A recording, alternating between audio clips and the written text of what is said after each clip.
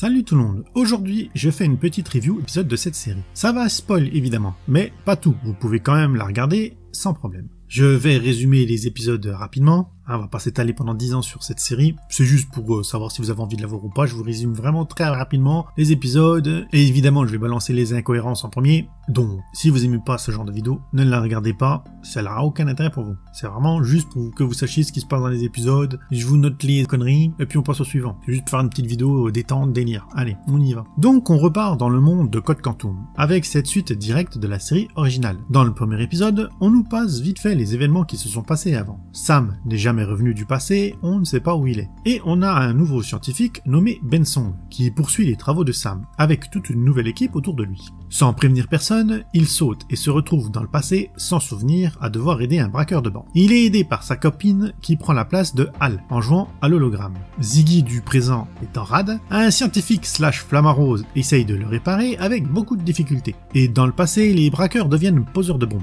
pour voler un diamant. Ben et sa copine arriveront à sauver tout le monde, Ziggy remarche mais n'arrive plus à parler, et Ben saute pour de nouvelles aventures. Donc ce premier épisode est assez banal si on enlève les sauts dans le temps. C'est plus rapide que la première série, c'est basé sur l'action mais c'est pas vraiment terrible, on passe beaucoup trop de temps dans le présent, l'histoire du passé est juste un prétexte, on n'apprend quasiment rien sur les personnages, le voyage dans le passé n'est vraiment pas bien utilisé. Donc on passe à l'épisode 2 pour voir si ça va aller mieux. Pour celui-ci, on part dans l'espace, à bord d'Atlantis, la navette spatiale en 1998. On passe beaucoup de temps dans le présent, sûrement pour des raisons de budget, ça limite les décors dans le passé. On apprend que la fille de Hal est liée à ce projet, beaucoup de parlotte là-dedans cet épisode, et en plus ils sont pas spécialement intéressants, ça se concentre beaucoup trop sur cette parlotte, qui n'en finit pas, et pas assez sur le passé, donc comme le premier, le passé n'a servi à rien de spécial, c'est trop survolé pour qu'on ait quoi que ce soit à faire de ces personnages, on s'en fout qu'ils sont en danger ou pas, ça ne change rien, en plus, visuellement, c'est pas terrible, hein. Donc on passe à l'épisode 3, pour l'instant la série commence pas très bien, on va voir si elle va s'améliorer. Allez, épisode 3, donc là on part chez un boxeur, et on fait déjà sauter une des règles du voyage dans le temps qui était placée dans la première série. Donc désormais il n'y a plus de limite, on peut remonter plus loin que sa propre vie, voilà, c'est comme ça, ils vont se débarrasser de tout ça.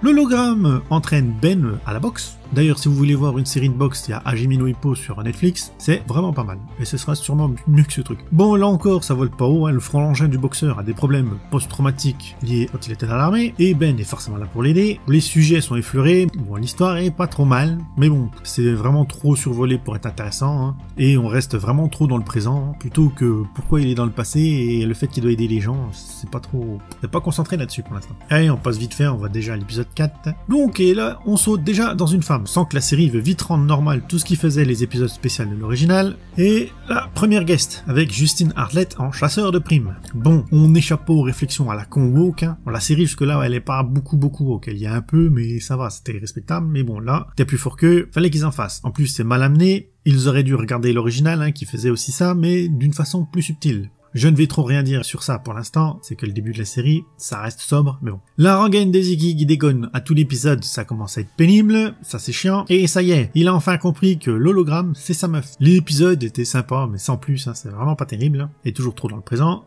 Donc, allez, on passe pour l'épisode 5, hein. On se concentrera plus sur si les épisodes deviennent bien, hein. On va pas s'étaler là-dessus pendant 3 heures. Donc, l'épisode 5, on repart dans le passé, au Far West, dans une ville très haut pour le coup, hein, où les incohérences historiques sont expliquées par « c'est une ville des marginaux ». Ouais, bon, on va faire avec, hein. Toujours beaucoup de blabla sur le couple de Ben et l'hologramme. On parle d'eux en long, en large, en travers, on va tout connaître dans leur vie. Donc dans cet épisode, il doit participer à un duel. Mais évidemment, il n'aime pas les armes, et il tire comme une quiche. Les intrigues du passé sont vraiment au strict minimum. On passe trop de temps dans le présent à blablater sur des trucs qu'on s'en fout en fait, hein. Et il utilise ses connaissances sur les trucs que les gens des lieux ne connaissent pas pour gagner son duel avec l'autre pignouf. Et il y a un truc bien débile, le mec passe son temps à parler à l'hologramme. Mais en public, il fait ça en public, il est tout le temps en train de parler à sa meuf en public, et on souligne qu'il y a que lui qui peut l'avoir, hein. Mais personne autour ne dit rien, tout le monde le regarde parler tout seul, il n'y a pas quelqu'un qui se dit tiens c'est bizarre, il doit être un peu cinglé celui-là. Surtout dans le passé, hein, où c'était vite catégorisé de gogol, mais bon là, tout va bien. Il tape la conversation tout seul, hein, comme un grand, mais il a même pas un regard en coin, les gens dans la série sont drôlement bien élevés, et bien tolérants. Alors c'est une ville woke, hein. À cette époque-là, les gens là où ils sont placés, je pense pas qu'ils pouvaient avoir accédé à ces postes, mais bon, l'inclusivité, patacoufa, toutes ces ces conneries. Allez, on passe à l'épisode 6. On part en 1989, pendant le tremblement de terre de San Francisco. Il continue de parler à son hologramme devant tout le monde, et ça perturbe toujours personne. Et là, on a introduit un autre voyageur du temps. Ah oui, et Ziggy capte mal, hein, ça devient ridicule cette gimmick. Dans chaque épisode, Ziggy déconne, il a un truc. Et là, il doit retrouver un gosse dans la pagaille qu'il y a après la catastrophe, qui a réellement eu lieu, hein, dans la veille du véritable. Et il doit aussi gérer la séparation, donc il y a énormément de blabla. Dans le présent, il cherche à savoir qui est le nouveau voyageur du temps. Bon, il retrouve son identité du mec en 2-2, donc c'est pas très intéressant. Et Ben, pendant ce temps-là, retrouve au fur et à mesure ses souvenirs. Et c'est comme ça que le drame est amené dans cette série. Hein. Sur son histoire, les sauts dans la vie des gens, pour l'instant, ne servent que de prétexte. Hein. Ils ne racontent rien, ça passe complètement à côté de ce que faisait l'original. Et d'ailleurs, dans cet épisode, ils refont une des erreurs que la série originale faisait. Ils auraient pu y penser et l'enlever. Donc là, l'hologramme passe à travers une porte pour voir de l'autre côté. Sauf que ce n'est pas possible, puisqu'elle ne peut voir que ce que Ben voit. Elle n'est pas réellement là physiquement. Elle voit qu'à travers ses yeux, donc elle peut pas traverser les portes pour voir derrière. Enfin bref, complètement con. Et là, dans cette série, les personnes qui sont sauvées sont souvent des gens qui vont faire des trucs spéciaux. C'est pas juste des kidams lambda. Quand ils sauvent quelqu'un, il faut que ça ait une répercussion sur le futur bénéfique. Pas comme dans l'autre série où ils sauvaient les gens pour les sauver. Là, fallait rajouter ça en plus. Enfin bon. Allez, on passe à l'épisode 7. Pour cet épisode, on part à Halloween pour un exorcisme. Ouais, bon, ça va faire un ressuscité du film de l'exorciste. Et il pique aussi des idées au film Fantôme contre Fantôme. Ça n'a spécialement aucun intérêt. En plus, l'exorciste n'a jamais vraiment marché sur moi, donc cet épisode pour l'instant me laisse indifférent. Alors, c'est long, et pourtant, c'est l'épisode qui se concentre le plus sur l'histoire du passé. Comme par hasard. L'exorcisme, c'est des trucs qui m'intéressent pas, mais là, on reste bien sur le passé, on explique bien les personnages et tout. Le démon perturbe l'hologramme, et la machine qui envoie dans le passé. D'ailleurs, bon, ça c'est débile. Évidemment. Plus tard dans l'épisode, on part en mode Cluedo, donc qui est le coupable, car il s'est fait droguer et c'est en fait une hallucination, donc il trouve le coupable en 3 minutes. Il est fortiche notre petit scientifique. Bon, ils nous ont fait un plan à la noix pour faire avouer le coupable, mais c'était marrant. Cet épisode-là s'est amélioré en fait. Ouais, j'ai critiqué au début, mais en fait il s'est amélioré. On est plus resté sur le passé et la fin était drôle. Je rajouté un peu d'humour, c'était bien. Allez, on passe à l'épisode 8. On part pour 1996 avec des jeunes qui fuguent de leur école. Il y a enfin quelqu'un qui voit causer tout seul. Mais elle croit qu'elle parle à son ami imaginaire. On ne sortira jamais ce truc débile. La personne qui va remarquer que c'est très con qu'il y a un mec qui parle tout seul dans la rue, au milieu de tout le monde, ou là dans la forêt, mais bon. Les jeunes n'écoutent évidemment pas ce que Ben dit, parce qu'ils sont en danger. Ils partent dans les bois pendant la nuit. Ils tombent sur des loups. Ils leur font peur en gueulant dessus. Je sais pas si ça marcherait en vrai, mais je vous laisse tester. Et vous nous mettrez en com le résultat de vos expériences. Pendant ce temps, la fille de Hal fout le bordel dans le présent. Il tombe sur une cabane qui n'est pas connue de Ziggy, mais il y a le téléphone, donc hop, nouvelle incohérence, hein, quand tu nous tiens. L'école qui est expliquée dans cette histoire est très bizarre. Ils enferment les élèves dans une boîte et les maltraitent. Hein. C'est censé être un centre de rééducation, ça ressemble plus à un centre de torture. C'est un peu extrême. Ben arrive à faire fermer cet établissement. Un épisode où on est resté plus sur le passé. Voilà, ce point-là s'améliore. On en reste enfin sur le passé et à nous expliquer qu'est-ce qui se passe, pourquoi il doit les aider et tout. Donc c'est un peu mieux. Allez, on va passer au dernier épisode de cette petite review. Hein. Je fais ça rapide, hein. C'est juste pour vous donner envie ou pas de regarder la série. Hein. C'est pas pour m'étaler. Je vous passe vite fait ce qui se passe dans les épisodes. Ça, vous savez si vous la regardez ou pas. Donc on part à Chicago, cette fois en 1979. Ben doit protéger une chanteuse d'un tueur. Dommage qu'il soit pas un dragueur invétéré, ça nous aurait fait un épisode à la Nicky Larson, ça aurait été trop marrant. Bon, les doutes tombent sur la sœur droguée, mais c'est trop gros, les intrigues sont trop faciles à deviner. Dans le présent, ils comprennent que la fille de Hal est gentille, on s'en serait pas douté. Hein. Bon, dans le passé, ils trouvent le tueur, ils pécho la fille, sans l'embrasser, hein, faut pas non plus que l'hologramme voit ça, parce que sinon c'est une trahison. Donc dans cet épisode tout se finit bien, c'est un happy end. Alors on va dire que les épisodes 7, 8, 9 sont pas trop mal. La série s'améliore. Je trouve qu'elle a fini par trouver son rythme. Les épisodes commencent à se concentrer plus sur l'histoire des gens qu'il doit aider, qui est le concept de cette série, et mettre l'histoire du présent en fil rouge. Ça commence à venir. On reprend avec l'épisode 10, où on part en 1994. Dans une sage-femme, l'hologramme reçoit des informations qu'elle régurgite plus vite que son ombre. C'est à se demander si elle fait pas de la lecture rapide. D'ailleurs, on sait pas comment les informations lui sont transmises, c'est assez bizarre. Elle regarde son appareil et pouf, elle régurgite, elle sait toute la vie de la personne que Ben doit aider. C'est assez spécial. Depuis le début, ça me perturbe aussi, ce petit truc là. Pose une question, c'est vraiment direct, elle connaît la réponse, du tac au tac, elle peut répondre. Tous les aspects importants à savoir, si elle sait tout, c'est un peu abusé ce truc là. Donc là, le but de cet épisode va être de dévoiler un problème entre un labo médical et un hôpital, plus une relation entre père et fille à reconstruire. On va aller passer vite sur cet épisode, il n'y avait rien de spécial, il était pas trop mal. L'histoire était assez dramatique et intéressante, donc je vais pas trop m'étaler sur cet épisode-là, on va directement passer à l'épisode 11. Donc là, Ben saute dans un colonel en 1962, qui s'occupe du premier prototype de réacteur nucléaire. Et bing, problème. Il revit la journée. Bon, on n'échappe toujours pas au délire qu'il parle tout seul, du point de vue des autres personnes, autour de lui. Mais personne ne réagit, ou presque. Et dans cet épisode, il doit trouver la personne qui sabote le projet. S'il n'y arrive pas, il reboucle sa journée. Ils exploitent donc le scénario de boucle temporelle dans une série sur le voyage dans le temps. Avec une petite subtilité, il y a un nombre d'essais limité. Bon, c'est un épisode correct, hein, rien de particulier à souligner. L'histoire se tient, il est pas trop mal. Donc on va passer au 12. Et là, dans cet épisode, on part en 2012, dans un coach de basket féminin. Bien sûr, hein, oui, la série est très féminine et woke. C'est supportable pour l'instant, mais là on part sur une joueuse trans. On rajoute une couche. Ça part mal, on parle de faire transitionner une jeune adolescente, qui évidemment se fait harceler à l'école, mais le vrai problème n'est pas mentionné. Est-ce que c'est normal de faire ça à des adolescents? Ne faudrait-il pas attendre qu'ils soient majeurs pour prendre de telles décisions? À l'adolescence, on est trop influençable à suivre des modes ou se conformer au groupe dans lequel on veut être. En plus de la couche politique qui se rajoute dessus en ce moment, là, seulement l'idée de l'acceptation est abordée. Et il passe vite fait sur le fait que c'est un garçon biologique qui se retrouve dans une équipe de filles. Ce qui crée un désavantage évidemment, mais là, c'est passé sous le tapis, on n'en parle pas. Mais les enfants transgenres sont magiques, hein. Phrase qui me pique un peu les oreilles quand même. On ne devrait pas mêler ça avec les enfants et on devrait attendre qu'ils soient adultes. Pour moi, c'est mon point de vue.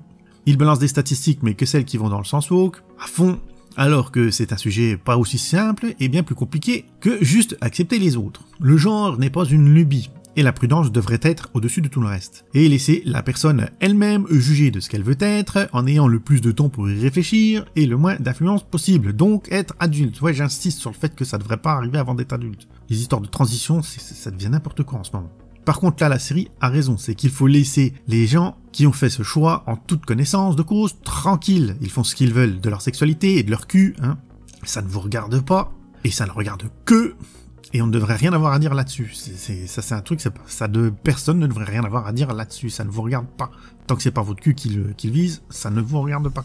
Et pour le sport, bah c'est pareil, il va bien falloir y réfléchir un jour, car on parle d'1% de la population, donc forcément dur de créer des équipes trans avec si peu de gens qui font autant de bruit. Bon, au final, ça ne fait pas un très bon épisode. Ils ont juste surfé sur le sujet pour se faire bien voir par la minorité bruyante de Twitter. Oui, il y a beaucoup sur Twitter, il y a beaucoup de trans, mais dans la réalité, vous allez pas en croiser souvent. Enfin, c'est comme ça. L'actrice, d'ailleurs, qui joue le trans est lesbienne et pas trans, et elle ne répond pas quand on lui demande si elle est trans. Donc ce n'est pas vraiment assumé chez l'actrice. Ils n'ont pas été jusqu'au bout du délire. Je me suis étalé sur le sujet, hein. Désolé pour ceux qui aiment pas ça, mais bon, l'épisode parle de ça, faut bien que j'en parle forcément avec mon point de vue. C'est un sujet clivant, attention dans les commentaires, les insultes sont ban, n'oubliez pas que la majorité d'entre nous n'a pas ce problème, et qu'il est impossible de se mettre à la place des autres. On ne peut que donner un avis en rappelant que la patience peut éviter des problèmes, et des regrets à des ados. Et il faut en parler sans mépris ni agressivité, le sujet est compliqué. Bon, on va pas s'étaler 10 ans là-dessus, je fais des petites critiques sur ces séries, c'est pas pour y passer 10 ans, c'est juste pour savoir si c'est bien ou pas. Allez, on passe à l'autre épisode, le 13. Dans celui-là, Ben ressaute dans une femme, qui est cette fois chef de cuisine indienne en 2009. Là, il doit sauver le resto familial des dettes qu'ils ont sur le dos. Et pendant ce temps, dans le présent, notre ingénieur découvre qu'il va faire des trucs pas clairs dans le futur. Mais il ne sait pas quoi. Le resto brûle, mais Ben évidemment sauve toute la famille, il réconcilie tout le monde. Une histoire classique, avec beaucoup de femmes, mais bon, ça passe encore. Ça commence à devenir récurrent dans la série. Ça aussi, le féminisme forcé, ça devient un peu chiant. Épisode 14, on saute dans un soldat en plein exercice en mer de Chine en 1989. Et il est pile sur le bateau où le papa de l'hologramme est le commandant. Enfin, l'hologramme lui dit qu'il ne faut pas qu'on le voit parler tout seul. Il a fallu 14 épisodes pour que cette réflexion sensée soit enfin prononcée. Ça a pris du temps, mais on y est arrivé. Donc, papa est pas un inconnu, c'est un acteur qui a joué dans une série d'ici. Comme le premier caméo qu'il y avait déjà eu dans la série. Ils doivent sauver un sous-marin US tout en évitant un autre sous-marin chinois. Et éviter un conflit bien plus grave. Mais le capitaine du bateau est têtu comme une mule et pas futé. Il veut se débarrasser du sous-marin chinois malgré les risques de 3ème guerre mondiale. C'est très intelligent. Ils font passer les soldats pour des gros bourrins misogynes. C'est très idiot comme d'habitude. Bon, l'épisode reste quand même pas mal. Les histoires s'améliorent vraiment. Le scénario des épisodes s'améliore bien. Bon, le scénario du futur, lui, c'est toujours un peu bordélique. Avec le deuxième voyageur du temps, là, ça reste toujours un peu chiant.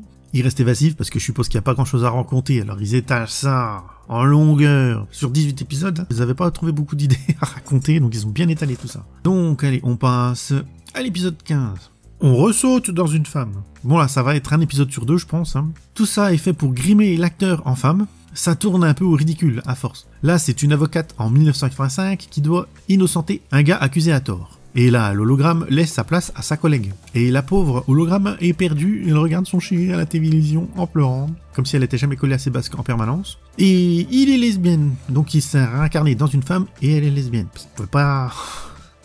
Il force vraiment. Ça fait trop, hein. La série force trop, il y a toujours un truc LGBT dans tous les épisodes maintenant, donc à force ça finit par saouler, hein. C'est contre-productif de faire ça. Je sais qu'il y en a plein qui ont dû décrocher depuis un moment.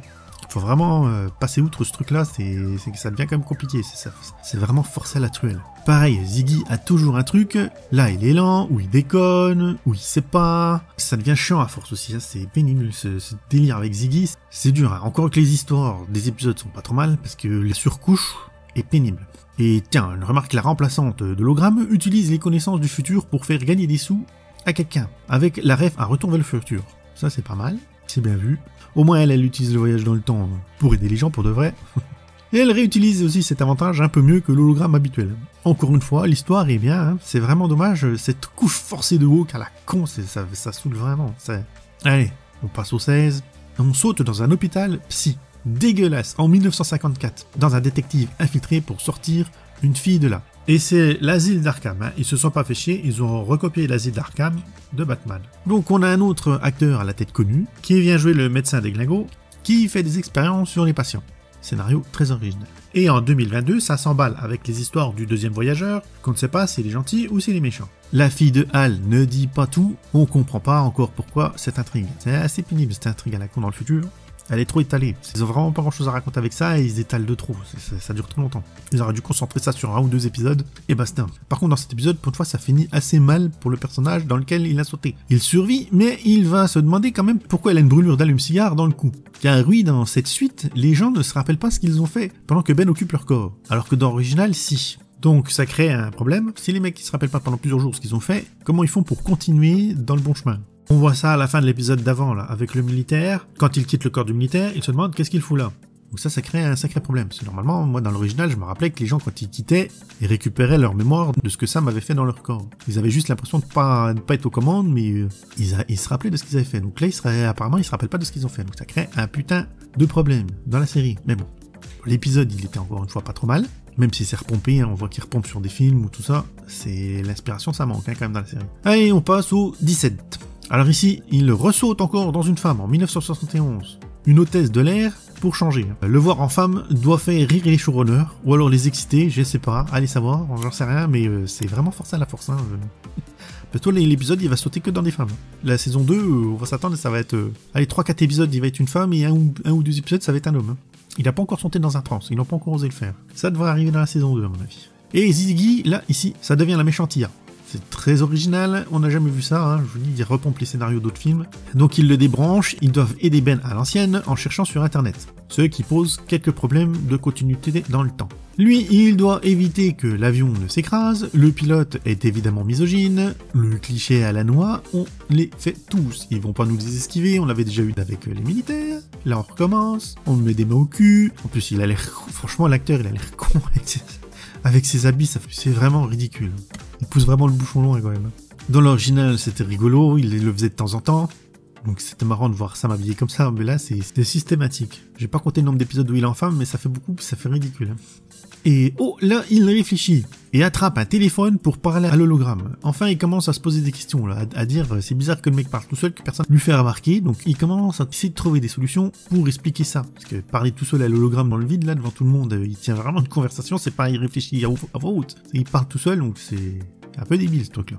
Donc ils essayent quand même à essayer d'y remédier. Les pilotes sont mis hors service, ils doivent trouver qui sont les méchants, Ben les neutralise, rien de bien nouveau, et c'est un gamin qui devra faire atterrir l'avion. Tiens, le génie vient voir Ben pour l'aider à poser l'avion. Ça fait comme un bon épisode, mais c'est bon, c'est sans surprise, il n'y a rien de spécial. C'est des scénarios qui sont déjà vus, bon. Si on enlevait la couche féministe et la couche woke de merde, la série serait pas mal en fait. Hein.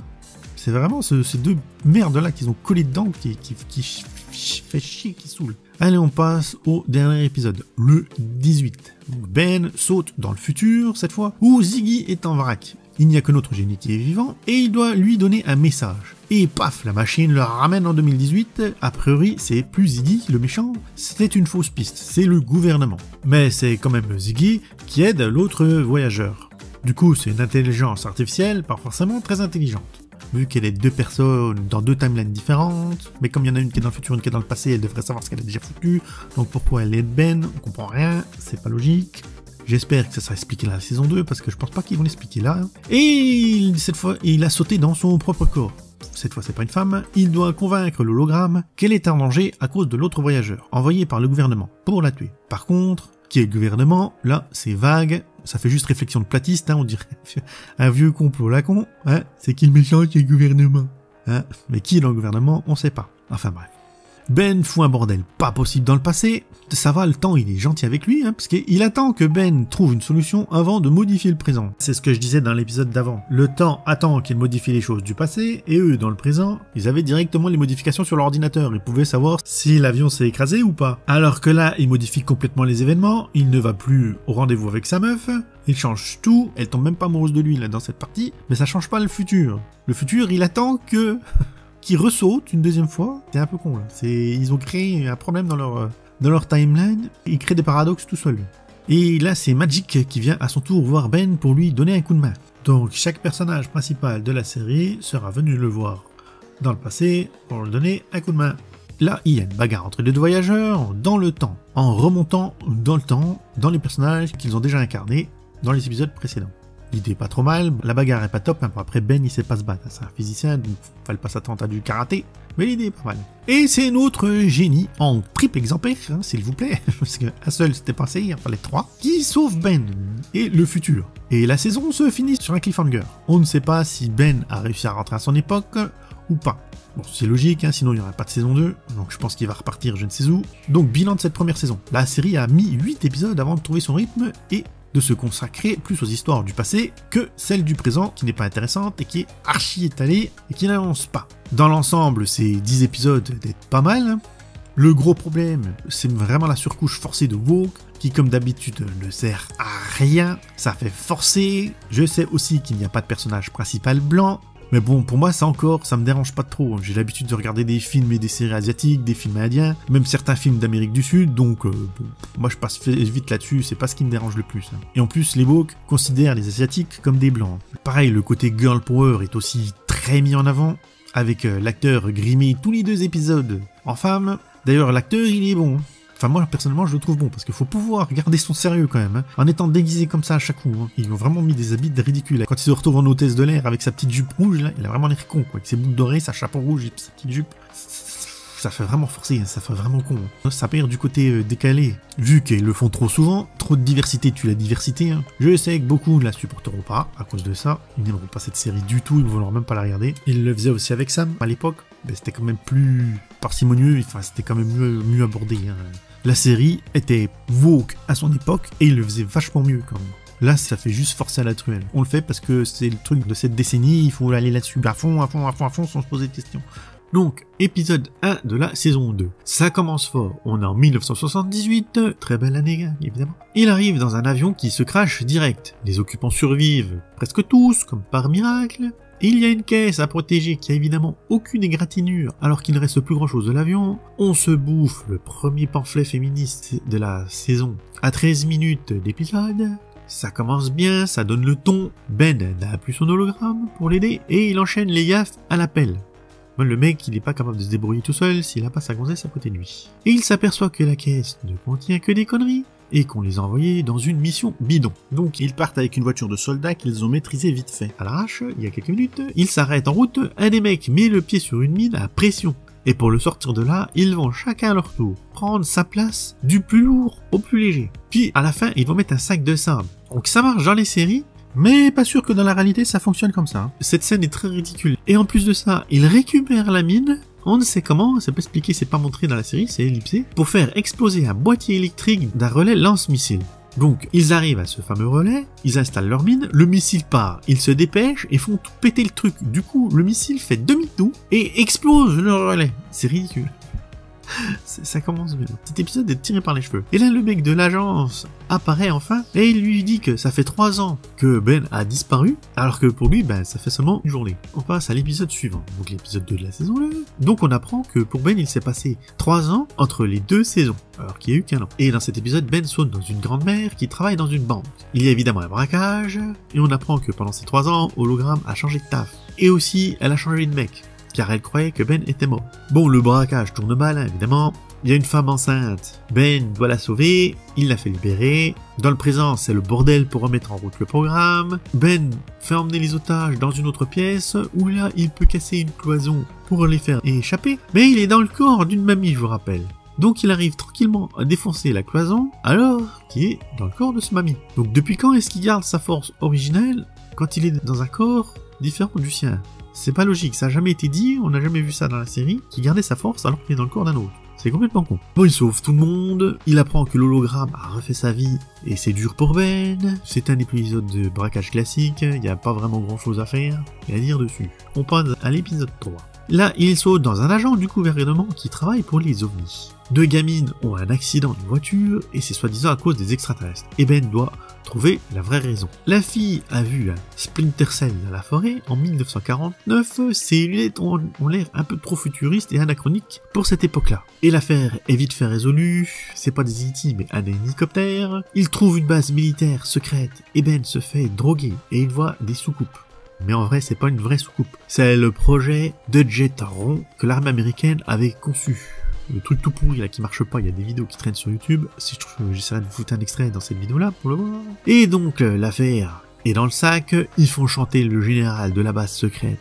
Et ça marche tranquille, sans problème. Ben part en direction de l'épisode 4, où là il saute dans l'assistante d'un acteur. Comme je l'avais prédit, une fois sur 2, il sautera dans une femme. Il doit empêcher l'acteur de disparaître. Et ces imbéciles heureux n'ont pas pris de guest. Dommage. Ils auraient pu prendre une guest pour jouer l'acteur, ça aurait été logique. Et il se trouve pris dans l'histoire de l'acteur et de son ex, qui veut reconquérir. Ça fait des parallèles avec la situation entre l'hologramme et Ben. Ils se lancent tout leur ressenti à la gueule. Alors l'acteur et sa fille ne se parlaient plus. Donc Ben l'emmène, ils se réconcilient. Ben dit aussi à Addison qu'il ne veut plus qu'elle soit de son hologramme, donc ça va foutre le bordel dans les prochains épisodes, et cet épisode était complètement nul. L'histoire n'avait aucun intérêt. On passe à l'épisode 5, et là il saute dans un vendeur de chaussures. Il doit sauver le père pendant les émeutes du quartier coréen qui ont eu lieu pendant l'année 1992. Magic, qui est chef de l'agence, on découvre qu'il sort avec la femme d'Al, de la série originale. Il doit aussi résoudre des conflits familiaux comme d'habitude, l'un avec un des fils qui veut créer sa propre marque de chaussures, mais papa ne veut pas, celui dans lequel il a sauté qui veut devenir militaire, et papa, il comptait sur lui pour reprendre le magasin de chaussures.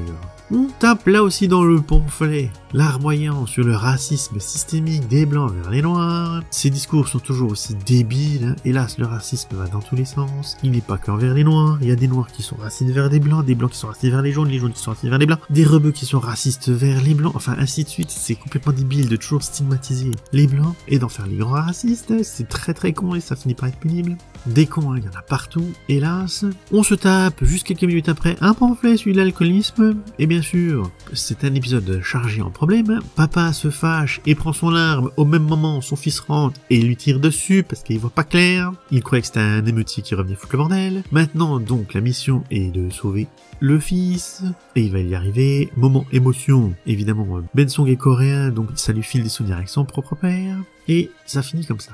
Épisode 6, il saute dans un professeur de physique au moment où quelqu'un se fait tuer, et il va falloir démêler tout ça. Il doit aussi trouver une formule d'Einstein qu'il aurait laissée avant sa mort. On revoit une fille qui l'a aidé dans l'épisode 3. Elle va l'aider à retrouver la formule. Les nazis veulent aussi la formule et essayent de les tuer. Il révèle à la fille son secret, qu'il est un voyageur du temps. Et elle l'accepte sans piper, sans problème. Les nazis sont arrêtés, la formule est détruite car c'était pour une bombe.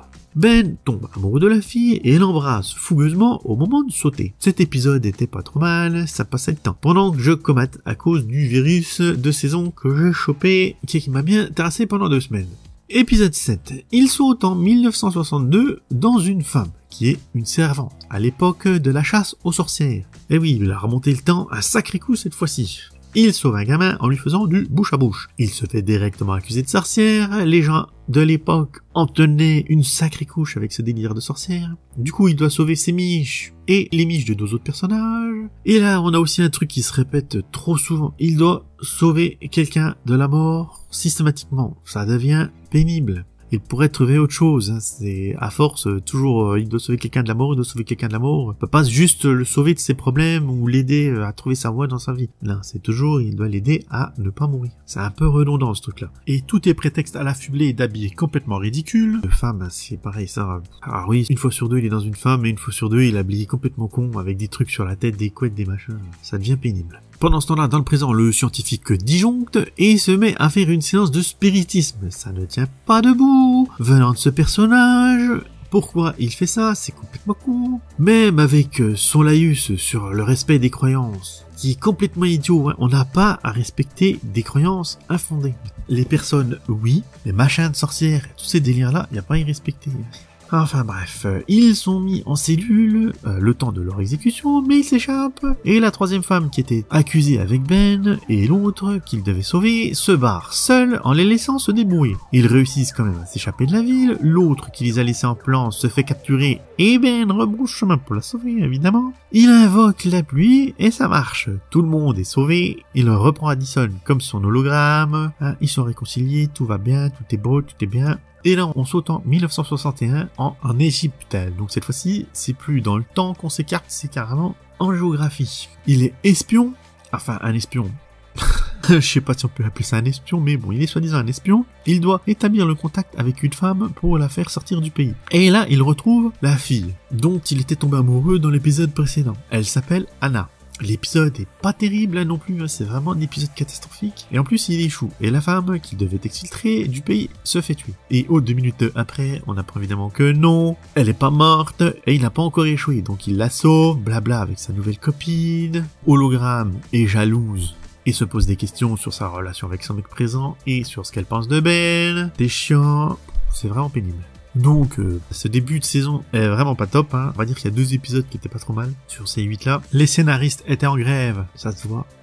Ça se voit vraiment qu'ils étaient en grève, les scénaristes, hein, qu'il y avait des problèmes. L'épisode 9, il saute dans un chasseur de primes et il doit ramener un criminel aux flics. Ils sont pourchassés par des trafiquants d'armes qu'il a arnaqués.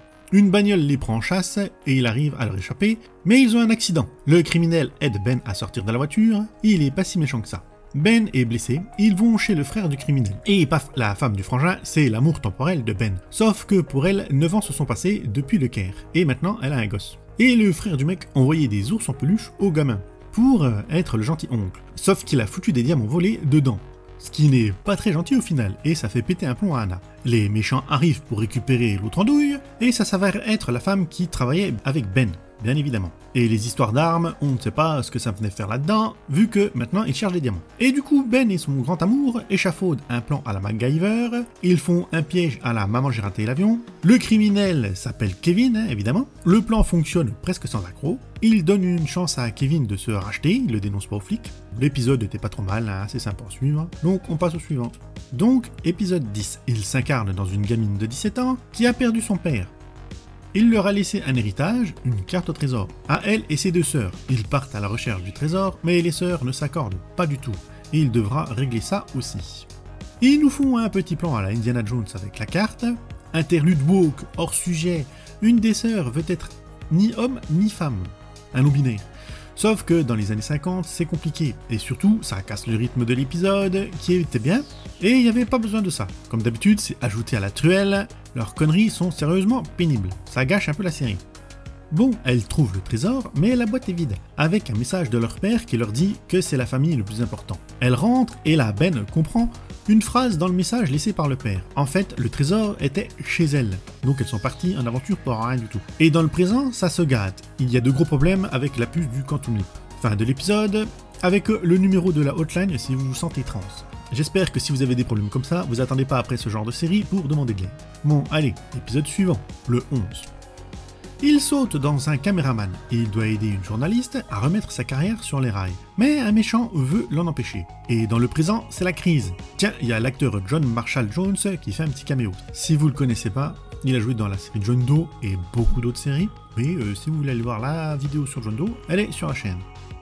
L'histoire, c'est qu'une entreprise de pesticides veut mettre sur le marché un désherbant cancérigène. Ils sont au courant, mais ils s'en fichent, ils préfèrent l'argent.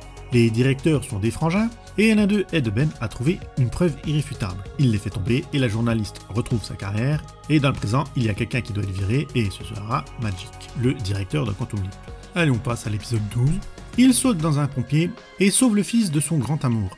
Pas de peau, un feu se déclare dans les étages inférieurs du bâtiment où il se trouve.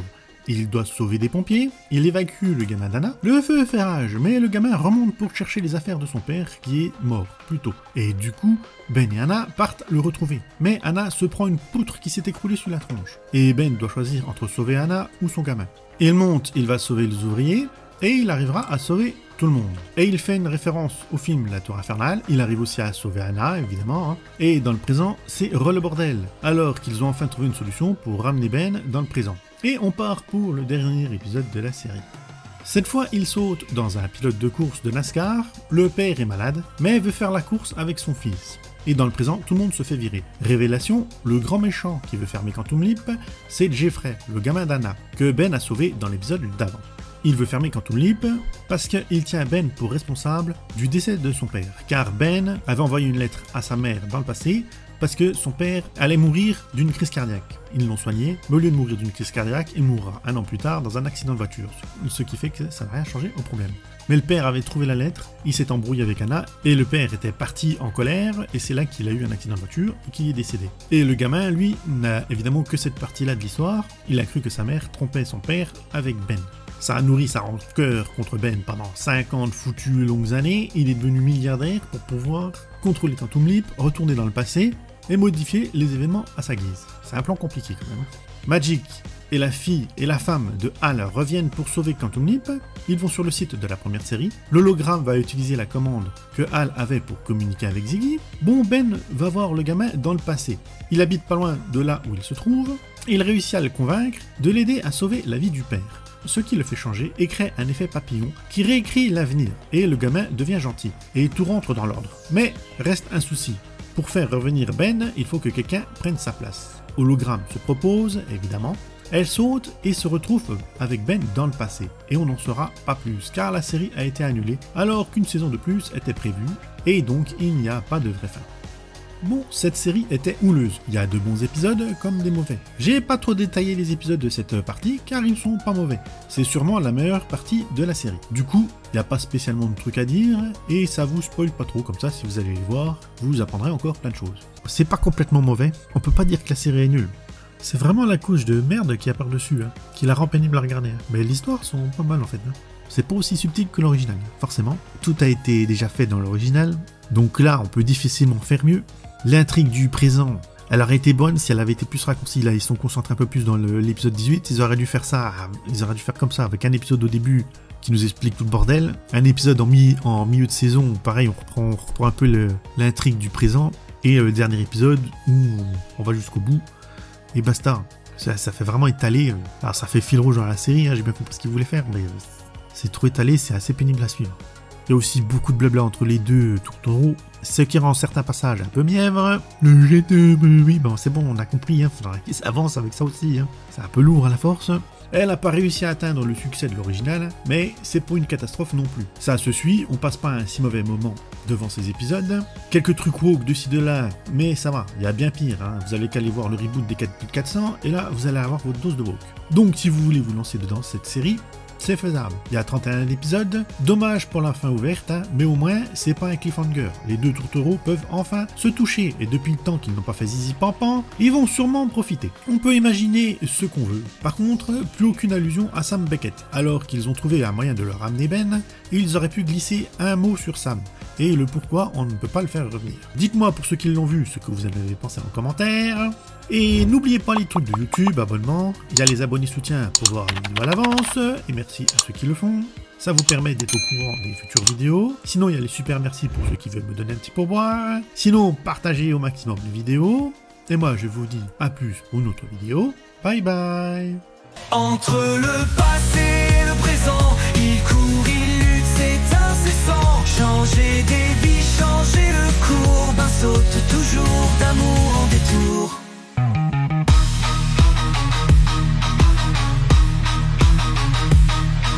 vaisseau dans l'espace noir.